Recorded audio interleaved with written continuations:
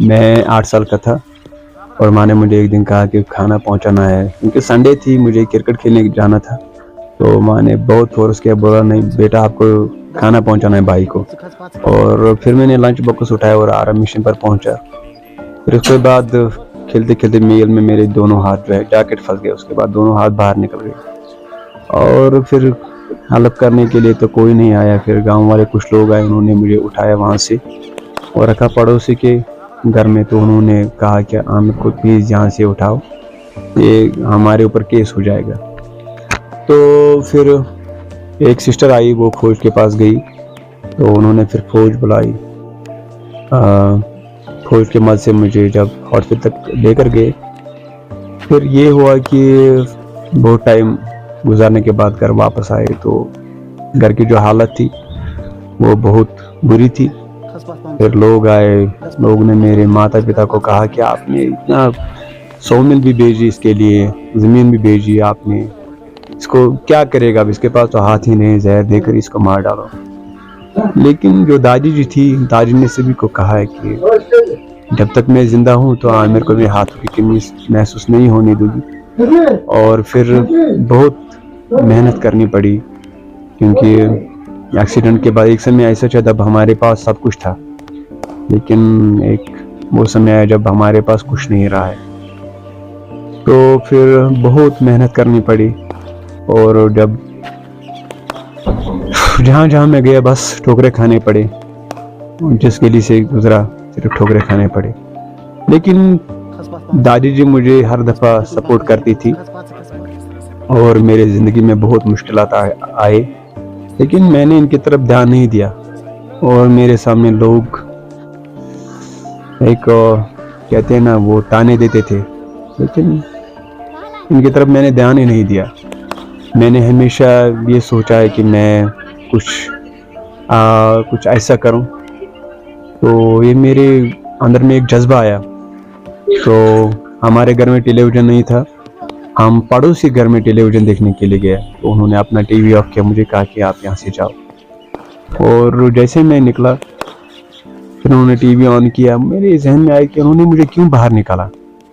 और अब ये था कि मैं कहाँ से क्रिकेट मैच देखूं। उनकी एक पीछे से खिड़की थी और फिर मैं उस खिड़की से देख रहा था, उस छोटा सा सुराग मिल गया। फिर मैं सचिन सर को देख रहा था उस सुराग के बीच में से, और मेरे अंदर आया कि काश मैं भी ऐसे ही क्रिकेट खेलूं। लेकिन हाथ नहीं रहे तो ये था कि कैसे खेलूं। फिर घर गया, घर मैंने दादी जी को कहा दादी आप गेंद फेंके ना। तो दादी जी के चेहरे पर थोड़ी सी मुस्कुराहट आई। दादी ने ये नहीं कहा कि आप बेटा आप कैसे खेलोगे। तो दादी ने जैसे ही गेंद उठाई और बॉलिंग करने लगी। हालांकि दादी जी को आती नहीं थी गेंद, लेकिन मैंने बिल्चा उठाया और मैं वहीं जाता था खेलने के लिए। वो बिल्चा भी नहीं आता था इसमें, और बहुत मुश्किलात का सामना करना पड़ा। लेकिन धीरे धीरे करके फिर सारे जो टेक्निक मैंने सीखी। फिर 2013 में मैंने फर्स्ट ईयर ज्वाइन किया डिग्री कॉलेज बिजबिहारा में, और वहाँ से मेरे जो है क्रिकेट का शुरुआत हुई। जब मैंने वहाँ खेला तो वहाँ से फिर मैं धीरे धीरे करके फिर सिलेक्ट हो गया J&K पैरा क्रिकेट टीम में। और फिर 2013 में ही हमने पैरा नेशनल खेला दिल्ली में। और वहाँ जब लोगों ने देखा बिना हाथों के क्रिकेट खेलता है, और जब हमने मैच जीता, फिर उसके बाद हमारी अपोजिट टीम थी और शायद केरला के साथ मैच था। तो वो जैसे ही वो टीम मेरे पास आई तो 25 रन मैंने शायद 25 रन बनाए। और लोग भी आए तो उन्होंने मुझे अपने कंधे पर बिठाया और भारत माता की जय बोला।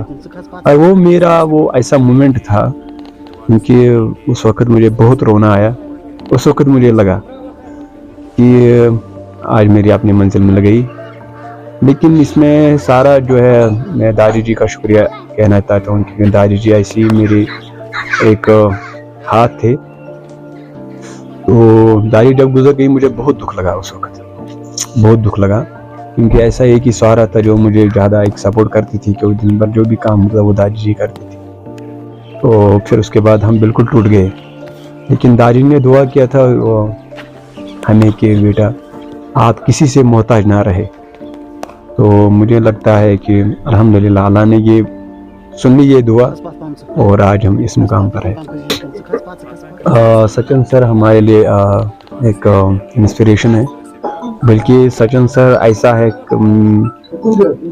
जिसके दौरान मुझे फिर से फीलिंग्स आ गई।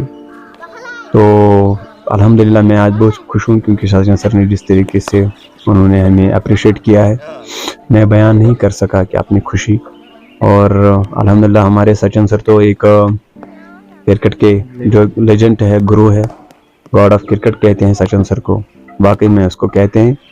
और मैं आज अल्हम्दुलिल्लाह बहुत खुश हूँ और इंशाल्लाह हमारे भी दिल बहुत खुश है, क्योंकि इंशाल्लाह हम भी मिलना चाहते हैं। यही कहना चाहता हूँ कि आप भी कभी भी हार ना माने, स्ट्रगल करते रहें, क्योंकि जब तक हम मेहनत ना करेंगे तो तब तक हम भी फल नहीं खा सकते हैं। तो मेहनत करते रहे और इंशाल्लाह मंजिल मिलेगी।